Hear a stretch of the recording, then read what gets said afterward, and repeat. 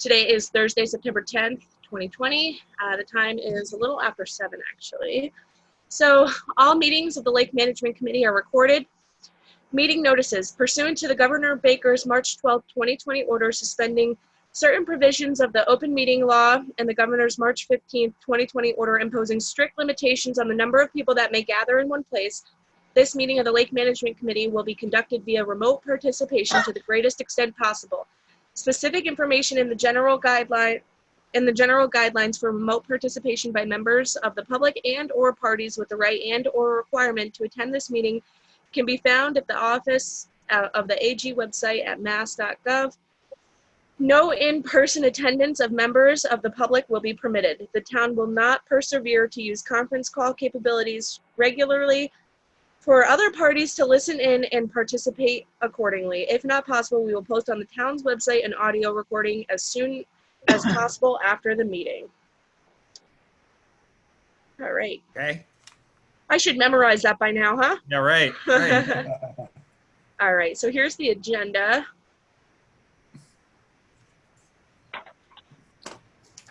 And you guys just tell me when to scroll and I'd be happy to. Yeah. Okay. Now, Sam, I'm pretty much aware of what you want to go over. We do have a section for public comment, but we also have a section for boating safety. Do you mind? Do you want to do yours under public comment, or do you want to stay on and do it under boating safety? Your option. I'll stay with the boating safety because I think that's appropriate. Okay. All right. Do we have any other public comment? Okay. Hearing none. So on the minutes, do we have any other comments on the minutes? Getting back to that. Dick, this is Mike DeBay. I had a question on number 10. Number 10. Hold on a second. Let me get to. Yeah, go ahead. I thought what we said was we were okay with the basic, what they were going to do, because the Conservation Commission would really be the guiding factors for anything on land coming down to the water, as long as they had the correct berms and stuff so we wouldn't get runoff. But we were not in favor of anything going over to water. When I read this, I wasn't quite sure if that's what we were saying here, or because you say there's other licenses needed. Yeah, if you want, we can stress that LMC not in favor. As long as the Conservation Commission basically knows where we stand, it's going to be up to them either way. But I just wanted to make sure they understood where we were coming from. That's all. If that's what that says there, that's fine. I wasn't quite sure of it when I read it. We might want to be a little stronger there, if everybody agrees. You know that because we explicitly said you don't want to start a trend where people are building out. You know, all of a sudden over the water. Yeah. All of a sudden we take 460 acres and make it into 200 acres. Yeah, I was, I remember now, I actually was in that one, obviously, because I made a motion, so, at that meeting. Yeah, this is Deb. I was there too. Oh, Deb, you're on. Okay. Hey, Deb. Yeah. Hi. I got to change you from Xing you out to being there. Okay. So if I understand it right, you folks are not in favor of having Sky build a deck over the water? That's correct. Right. Correct. Right. Okay, great, because we haven't talked about it. I toured the ponds, and there's actually none permanent over the water at all. Right. I mean, Right. it's not a matter of what we're in favor of. You're not allowed to do that. Right. Is that There's in all right? kinds of permits if you were going to even entertain doing something like that. Right. So. It is All right. possible. It's what you're saying is it is possible, but it's pretty Highly strict. improbable. Okay. Okay. I'm just jotting it down here, jotting some notes down. So. We don't have to change it. For me, we don't have to change number 10, Dick, unless Okay. everybody wants to. As long as Jerry knows how, Yeah. we're thinking. I mean, I get the gist of it, yeah. yeah. Well, you're sure, because we can put it in there. Well, you might want to spell it out just to I say, think so. you know. I would be in favor of putting, because we talked at length about that. Sure. All right, so I'll say LMC not in favor of anything built over, over the water. Right. That's fine, Dick. Okay? Yep, that'll work. Okay. So with those changes, if we're all set, do we have a motion? I'll make a motion, Dick. This is Mike. I'll make a motion to accept the minutes with the changes to number 10. Okay, and a second from somebody. Scotty will second. Okay. And all in favor? Aye. Aye. Aye. Opposed? Abstain?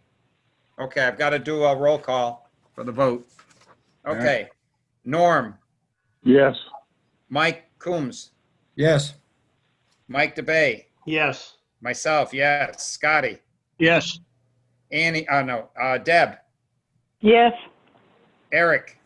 Yes. Okay, that's it. All right, so public comment, we're going to hold till we get to boating safety. okay. All right. Concom update from Norm and Jerry, between the two of you. Go ahead, Norm. Okay. There was, I did update, at our last meeting, the Conservation Commission did not have a meeting last week. Oh, But I did tell you I was gonna contact, Kurt Saunders, yeah, and I did do that. The issue is that, he submitted stickers for 72 boats, and our boat inventory, said it should be in the upper 90s. And what he said was that they never ever will exactly be the same, because he's got boats that are in there for repair, he's got boats that are in there for sale, and he's got some very short-term renters in there. He did say, however, that the discrepancy is too high, and he is going to relook at it, and he will be contacting Gene. okay.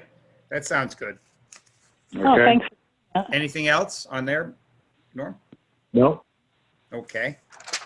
I have a comment on that, on the one that's on the screen right now. Talks about 2440. That number there should be almost $5,000 if you add the docks and boats in Connecticut. It comes up to over 5,000. Hmm. Just using the consensus that we did on Middle Pond and South Pond alone.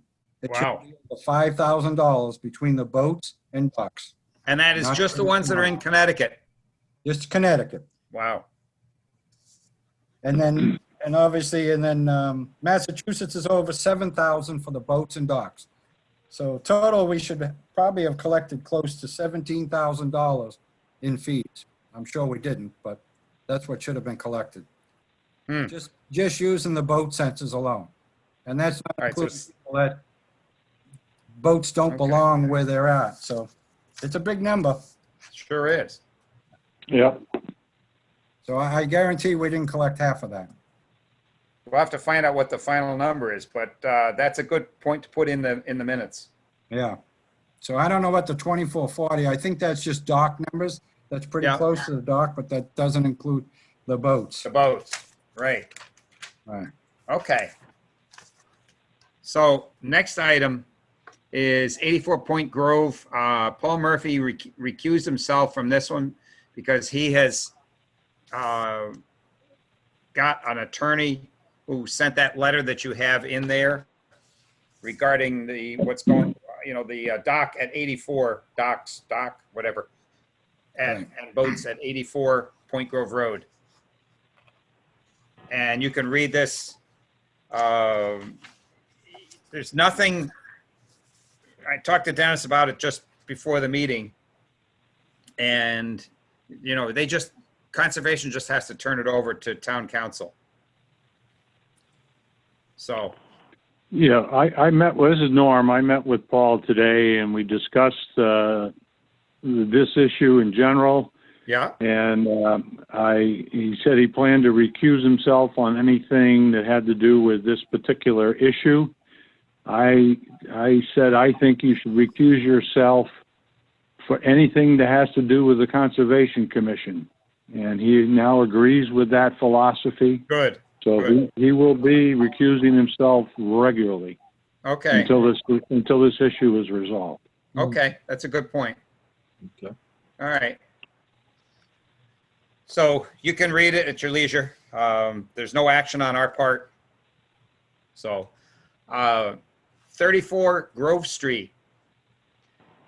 And again, since Concom didn't meet, we don't know if there's any update on there. That's one we just spoke about before. Our position is still the same. Don't want anything built out Right. over the water.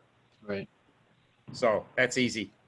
So the next one, let me just see,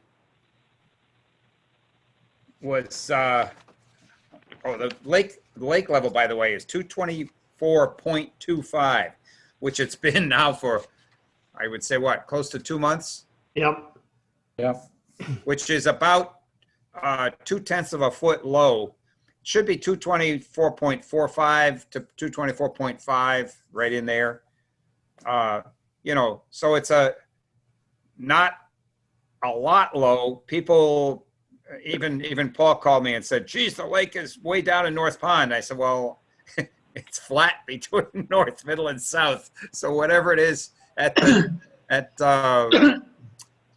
Berkshire Avenue Weir, where we get the numbers, it's the same everywhere. Hey, So- Dick, there is nothing that's really flowing out of the canal at all. It's just Right. kind of plugged along the weir gates there. It's just, stagnant. Yeah, I also hear that there was a beaver dam there. yeah. A little bit of and- one, Deb. It was removed, the last time it formed, it was removed by some of my neighbors down here. And I haven't moved the gates in a month and a half, maybe more. They're physically, the stem is up 10 inches from the housing. It's sitting there and there's minimal weepage coming through the gate itself, but that's it. Nothing flowing. Right. Downstream, you got mud. Yeah. Or dirt. Yeah, yeah. Well, it was actually your neighbor who reported it. So. And the DPW guys are going to go down and rip the stuff out, but it really doesn't matter because the water's not going to go over it anyway. Yeah, Right. yeah. Dick, Right. you need to know if they go down there, there's a tree across the road that comes down from the fields up on the end of Griffin? Yeah, That little Uh-huh. road that goes in there in the woods, there's a tree across it. It fell during the storm. okay. So last time I was down there, unless somebody's moved it, it crossed it. It fell in the They'll go storm. down, the DPW guys will go down via the rail trail. Oh, okay. Yeah, they won't have to use that. So, anyway, at the last meeting, and just a quick update, which relates to another thing that when we get into boating safety, but I had made myself a note that we talked about last time about the anchoring groups, clusters and whatnot. And I You had mean met- rafting? Excuse me? Yes, rafting. Do you mean people rafting together? Oh, okay. Yeah. Mhm. Well, there's a I don't know if anybody's read that, but the governor was explicit on the news the other night about that, and no more than 3 boats tied together anywhere, which was pretty interesting. So I don't know how many people saw that. I saw it on WWLP, but he was interviewed. So that's an FYI, that's all that is. I believe when I read the COVID-19, there are no boats allowed to be tied together. It's mandated by the state at this time. Huh, okay, that might be even tighter now. There was an update on September 3rd. Oh, So you have to look through. So that might be the most recent update, Mike. I think that's what I saw too. okay. Because there was an original thing, then there was another update that basically relaxed a whole bunch of rules. And on September 3rd, there was another update that brought a bunch of rules back. Huh. All right, Who's on first? yeah, right. This is as confusing as when's the school gonna start? Yeah, I mean, it is a problem when people change rules constantly, how Yeah, to do you stay on top of it and how do you enforce stuff like that? Because it'd be like, okay, well, last time I read it, it was different. Well, you didn't read it yesterday. Yeah, you see the noontime news and it's one thing. You see the 5 o'clock news and it's something else. So, all right, the conservation lift survey. What's kind of interesting there, some 15 out of 29 that were identified on the boat survey responded here. However, out of the ones that responded, there's only 8 that put details down. And of the 8, 4 are 120 volt supply. So that's kind of, that kind of begs to ask, okay, how many more of them do we have that potentially could be a problem with unprotected stray voltage into the lake and Right. Right. disaster? Did they use a GFCI breaker, et cetera? Right. Mhm. So just the fact that 4 of 8 that put anything on the paper at all are 120 volt. Yeah. Well, the manual ones wouldn't have any other data. Right. Right. Okay. So they're not hydraulic or they're not electric. They're manual. Yeah. Mhm. So, at any rate, we'll see what happens with this when they get the balance. Hopefully they're trying to get the balance of the 29, that data. They know where they are, so just waiting for the data to come back in. There's some Yeah. people know what the boat registration number meant because like one of them says Sea-Doo Wave Runner. Clearly not a boat registration. Yeah, right. I saw that. Yeah. And another one says for guest usage. Yeah, which could be. In other words, Right, but it should have a tag number. well, unless what they mean is that they don't have a boat on it typically, and when somebody shows up, Oh, visit. I see what you mean. In other words, I could imagine somebody doing that. Yeah, that could be. Okay, so next thing was buoys, one of our favorite subjects. Now, there's been at the last meeting discussion about getting more rugged buoys, and I did some research on that. And by the way, the next type buoy, which is what you would see in the, you do see them out on the shore and like that, these big steel ones that when you hit them, the boat knows that it hit something severe. And those range from the cheapest are about $1,300 plus shipping to $2,500 and up. Yeah, the only thing is that over the long haul, maybe they'd be cheaper if they didn't get destroyed all the time. Well, Right. the other thing is who's gonna pick them up and manhandle them? Right, but I think the point you made when we talked about this is if you go to a steel buoy like this, you don't take it out. Right. In other words, you put it in and you don't take it Yeah, out seasonally. It's in permanently. we'd have to go to totally different anchoring systems because the ice will move them anyway. Right. So yes, we would have to anchor them differently. But the other thing I was wondering about is could we just get some from the Coast Guard They, or Mass DEP or something? yeah, right now, I can tell you that getting anything from anybody, that funds are just headed for COVID and nothing else right now. It's slowed down even our efforts on the on dredging Yep. because their monies are all tied up. Sure. So now the good news, there's another thing is the chief has taken the initiative when his guys went out and checked all the buoys and everything. And I did the inventory of where they're supposed to be. And so he is fighting the fight to go get the additional buoys and replace the ones that have been damaged or destroyed. And, so the police are assuming more responsibility for buoys to help out. Great. Good.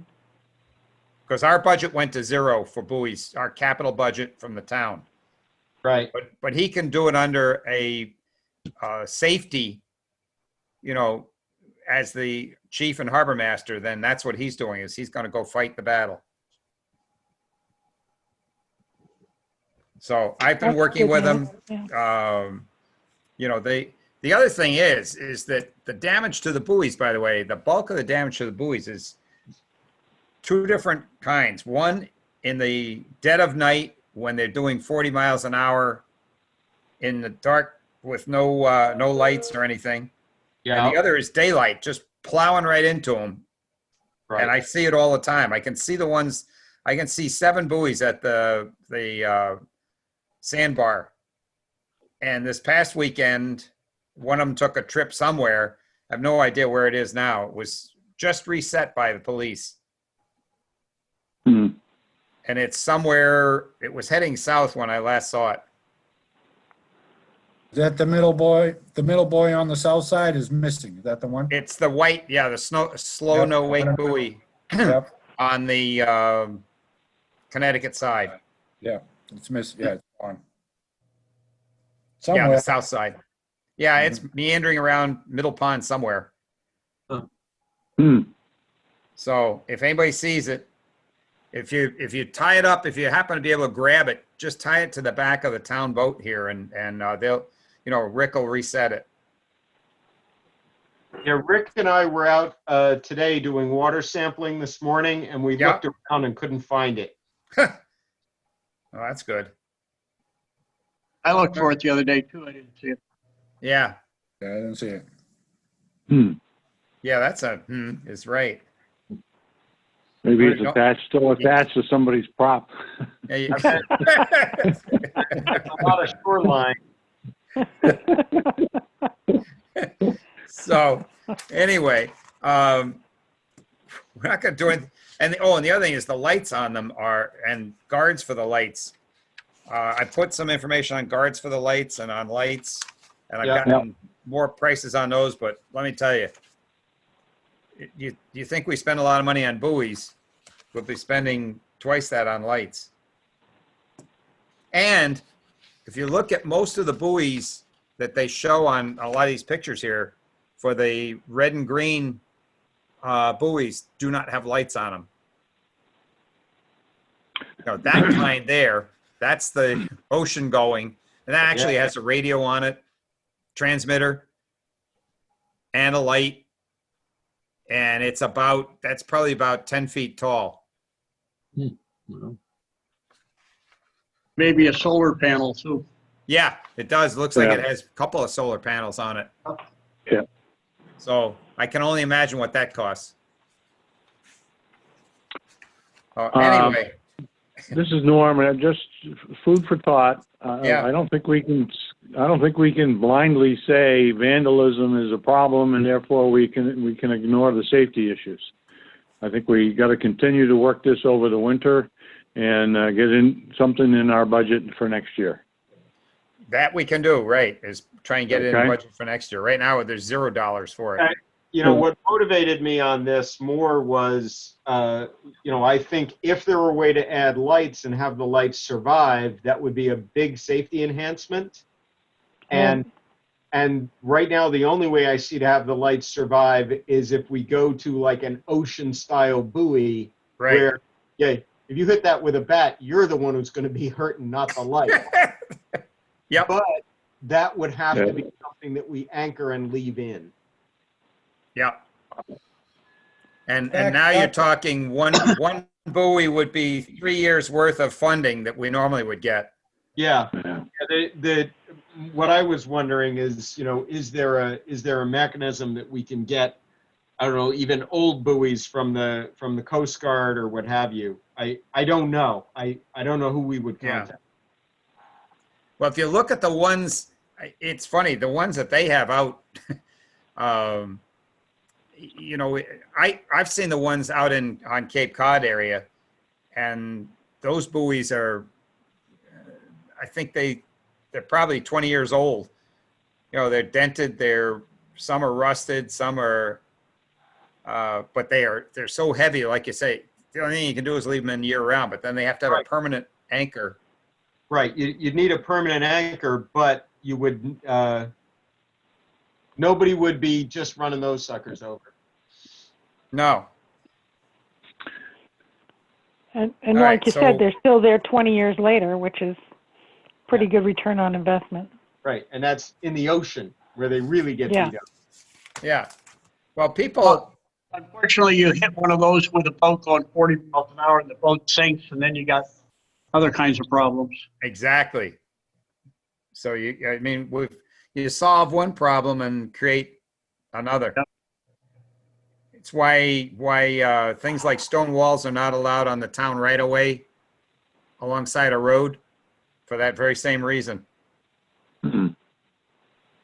So, all right. So we'll just keep plucking away at it as we go through the winter and as we go through budget process. So the next thing is really boating safety. And if you go, thank you, those court logs, the police logs, which are next to the court logs, if you read those, there's numerous entries for Congamond. And they ranging from, well, I've seen some other ones. I didn't get all of these, but anywhere from OUI to going through no wake zones to within, flying by within 150 feet, closer than 150 feet to shore, and so on. And that's what Sam wanted to join us about. Was he's witnessed a few things, has some comments on boating safety. Yeah, I didn't see any of them on excessive speed, though. Yeah, It seems like no one gets stopped for going 70 miles an hour down the lake. which is interesting, right? Yeah. And there's two what do you call it? Cigarette boats that are constantly racing. There's a white one and a red one. I didn't see any tickets written, just warnings. Yeah. Yeah. So Sam, are you still there? Yeah, I'm right here. I'm still here. Okay. Paying attention. Yeah. So if you'd like to Yeah, I share just some of your wanted to- observations. Yeah, just a couple of comments and observations. One was in terms of safety. This Sunday saw a pontoon boat with 18 passengers on it, which seemed a little overcrowded. In fact, it was still floating. Barely. Well, at times it probably wanted to be a U-boat, but it was still floating. We all Very we common were occurrence. we were on North Pond on Kings Beach, so they graced us with their presence there. But it was just interesting wondering how long they were going to stay afloat or what they were going to do. So that was an interesting situation. But there are a lot of situations where there's overcrowding on these pontoon boats. They're floating islands. I see less of that in traditional boats than I do on pontoon boats. Just if that makes any sense. Yeah. Yep. The other situation. It's harder to judge, I think, for people. With a regular boat, you can kind of see your freeboard disappearing as you put people on it. And on the pontoon boat, it's harder to judge that, hey, did you notice that the pontoons are starting to not be on top of the water anymore? And that the only thing showing on your engine is the little bit of the cover. Yeah. Well, one thing's for sure, they don't have to make a very large step down when they beach it. So I mean, they're okay. There you go. But the interesting part with the boats and the bow riders are, and I'm surprised people do this, they pile everybody into the bow and they wonder why they take on water every so often. Yeah. Which is an interesting concept. The other one for North Pond was that there's a fellow there that has a wake boat and likes to run around early in the morning on the weekends, because I know I'm an early bird. I'm out on the water by 9:30 the latest, and that also brings up another issue of speed limit before 10 o'clock. Yeah. So if you're out powering around, having a great time making 2-foot waves, I got a feeling you're going beyond 10 miles an hour. That's number one. Number two, this fellow likes to fly by in North Pond closer than 150 feet. In fact, it was closer to 50 to 75 feet. And we did mention it, a friend of mine and myself, we did mention it to the fellows on the Marine police boat that we're taking a pounding on the shore. And I can't even imagine the pounding at the docks. And they went over and talked to them. I don't know what the results were. I have no idea. But it's not the first time, and I have a feeling it won't be the last. He's a resident on the lake. He happens to reside across from TJ's house with a white and red wake boat. So just to let you know that I think that's a problem. I mean, I don't mind if somebody wants to do that, but in the middle of the lake, it's really hard to hold on to the boat if we've beached it, if he's closer than 150 feet. I mean, it's a big wave. Well, and people have to understand that they are liable, not only responsible, but liable for their wake, which I think few people really understand that. And especially when, you're liable for it anyway, even if you create it and you're 300 feet off and you do damage, somebody gets hurt, somebody gets pinched between a boat and a dock or whatever because this wall of water comes in. But even aside from that, if you were, like you say, 50 to 75 feet offshore, now you've got double problem. Well, you're getting the full brunt of the wave. And, I have a small boat. Some people have some really big boats. And these boats aren't staying still. I mean, they're moving side to side and up and down. I know it's creating more damage to the hull of the boat. I know because I take care of whatever's happening. But a little consideration for the law and other people would really be nice. So I don't know whatever happened with him, but that's the situation with this fellow. Also, the speed limit issue. I try to follow all the rules because they're there for a reason. And on the whole lake, as a general, there are a lot of fellows before 10 o'clock just racing around. Yeah. I think this year, my wife commented that this year we're seeing quite a few more people who are getting started on the weekend well before 10. Yeah. The lake is not that big. If you're coming from South Pond or you're trying to get to North Pond, I don't think blasting through at 30 miles an hour you're going to lose much fish on the way. Oh, you're right. Yeah, right. Certainly the fishermen, but certainly the last few weekends there have been people who have jumped the gun quite a bit, particularly tubing on South Pond. I'm And not saying no. Middle I'm just seeing it in general, and particularly this fellow on North Pond, because I enjoy going to North Pond at 9 in the morning, just relaxing. It's usually very quiet, except when this fellow decides he's going to go out and do some wakeboarding, and then it becomes more interesting, particularly at 9:30, and then the rest of the day.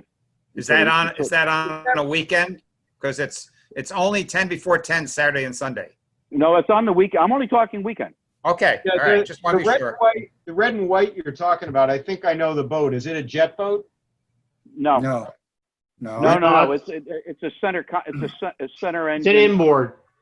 Yeah, it's an inboard. It's a wake boat. It's got the paddle that goes down to make the big wave, so you can ride behind it on your wakeboard without any rope. And it normally sits on a lift, and it's got is the engine in the middle of the boat?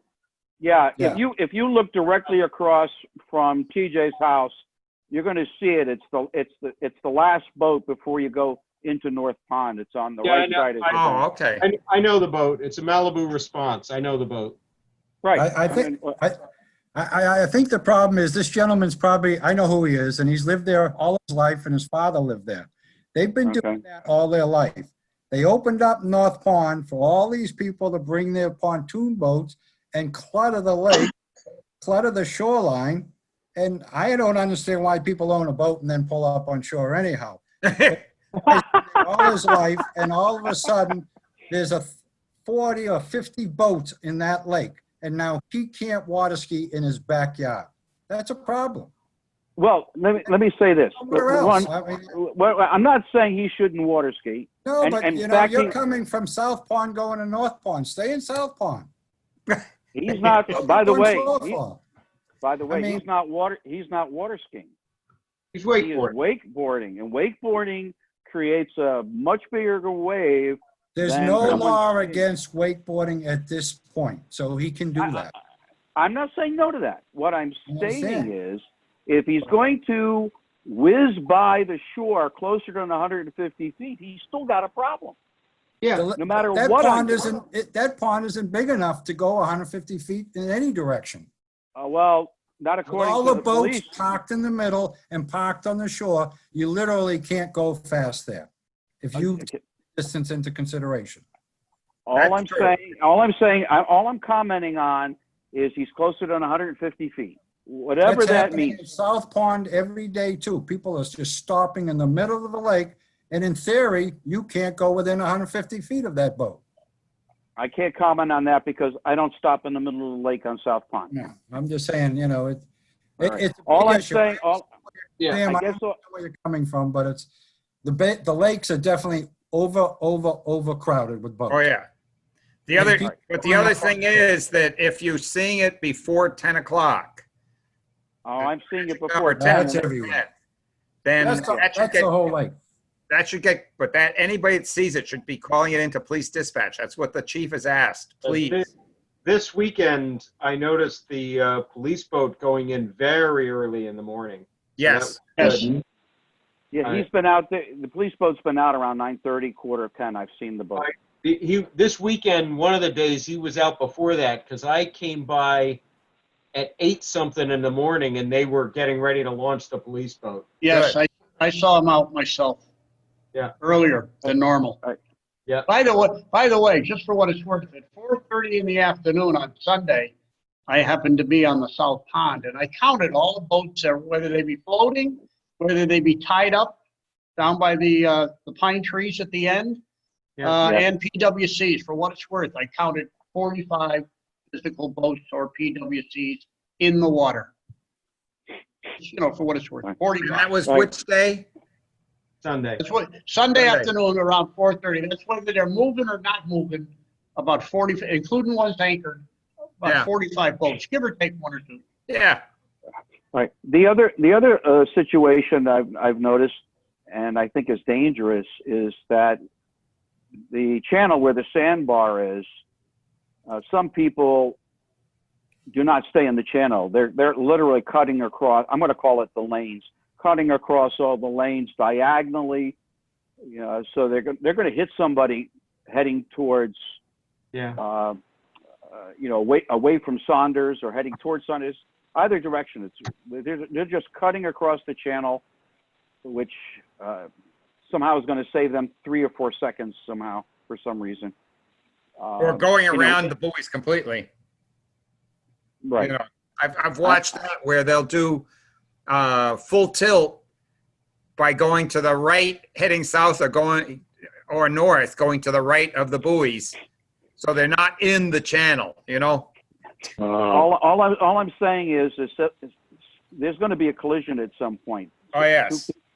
I mean, I've already waved off several people who were cutting across my bow and trying to remind them that there is a channel here. There are still rules of the road, and you know, be so kind to at least try to follow them. So I just want to bring that point up. And for those Hey, of you, this is Mike DeBay. yeah, Mike. And look at the bright side. I'd rather have somebody bang into me going 5 miles an hour instead of 40.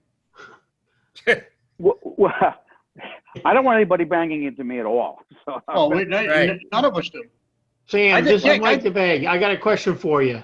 When you saw Yeah. the people doing the lane, crossing the lanes in the sandbar, did you happen to tell the local patrol guys on that one or just the other one?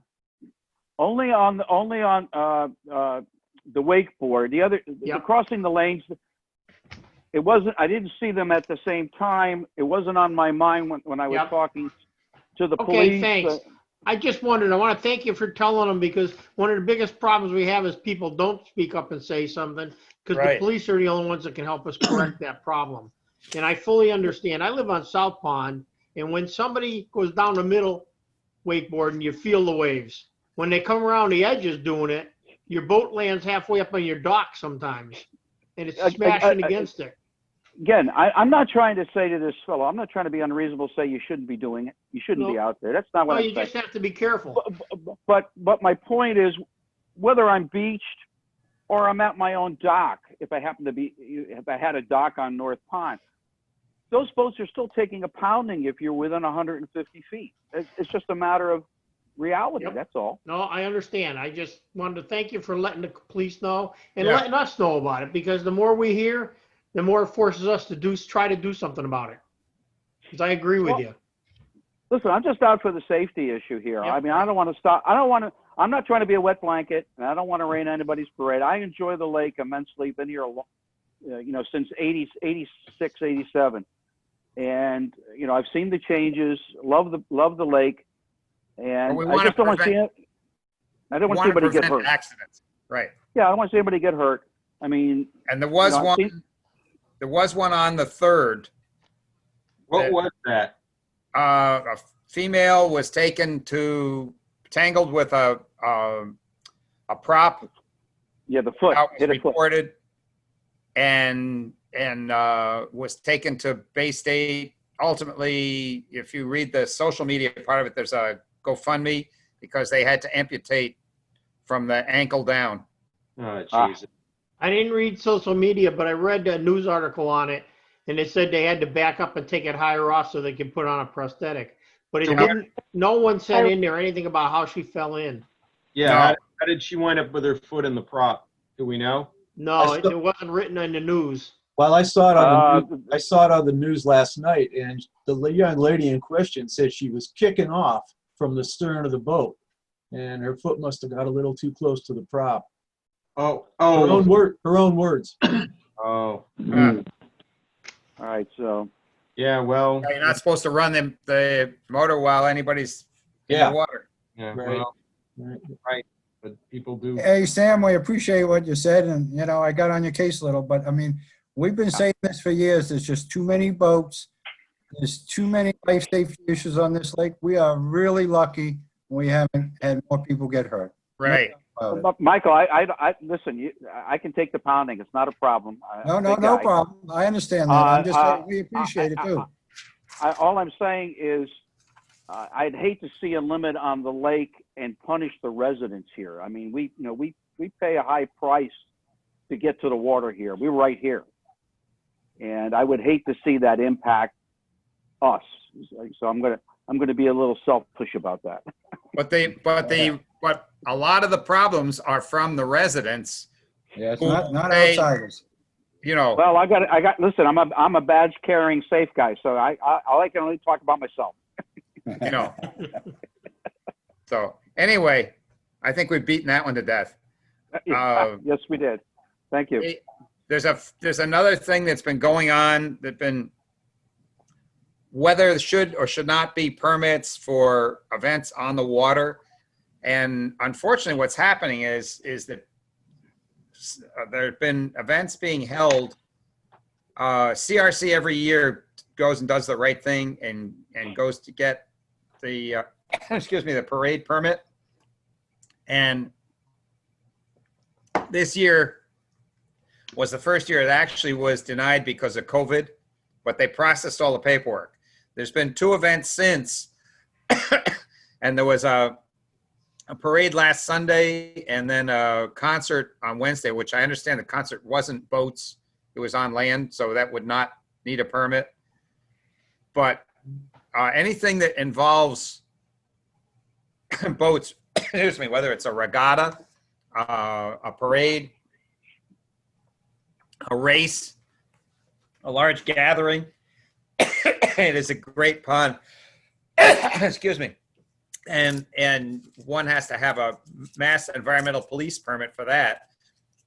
And if it involves use of the ramps, if they're going to have participants come in on the ramps, it also requires Office of Fishing and Boating Access permit, both of which are free. But we're having problems with people advertising events with no permit. So Bless you. that used to be a problem with, we had a couple years cardboard boat races that weren't permitted and being advertised and things like that. It's a great pond. And so Mass Environmental Police control that, not us. So just a word, if you hear of anything, let us know well in advance, because it doesn't take much to get the permit. You just got to process it. And they're all online, by the way. So last thing that I had, which is under other, had a discussion with the police. When they got this other boat, I spent a lot of time helping them with, made some parts, gathered some parts and whatnot, so they could get it in the water sooner than later. And it was donated by Westfield to the town of Southwick. So it's really nice. It's moored out here off our dock. It's accessible 24/7. And that brought up the subject about their regular police boat, the Boston Whaler. And the problem that they have is every time they want to take it out, it's on a trailer. It takes time to hitch it to a vehicle, bring it over, launch it, blah, blah. So I said, you guys ever considered a boathouse on Congamon? Well, the town doesn't own any real property that would be good for that. The old town beach is too shallow. They'd have to have something out 200 feet into the lake. But anyway, my suggestion about the north ramp, and had a discussion, and then Doug Cameron, who's the director, came out and met with lieutenant and one of the officers and myself, and they are going to work out an agreement just like we did for the sewer pump station that resides at the north ramp, where a boathouse could be built there, and they could basically come up rails, store the boat in it. It would be secured with a garage door, completely inaccessible to the public. We already have the ability to alarm it, give power to it, anything that they need. And we have a location that satisfied the Office of Fishing, Boating Access and the police. So they're actually looking for grant monies to try and build a structure there. And it won't take a lot. It's actually a pretty cheap investment, but it would be nice, because then 24/7, that boat would be on the water. Good idea. And out of the weather and out of harm's way. Mhm. They are working on that actively, and I'm working the permitting part of it with the Office of Fishing and Boating Access. That's good news. Yeah. So it was one of those things that kind of stumbled onto while I was spending time with them, as they were overhauling the Westfield boat, and we just got talking about it and said, what would you guys think about that if we could make it happen? So they're very excited about being able to do that. So I don't know, does anybody else have anything? No, that's all. No. So seeing none, hearing none. It's Mike. I'll make a motion. We adjourn the meeting. Okay, that was Mike D. Zarek, I'll second. And all in favor? Aye. Aye. Aye. Opposed? Abstain? Unanimous.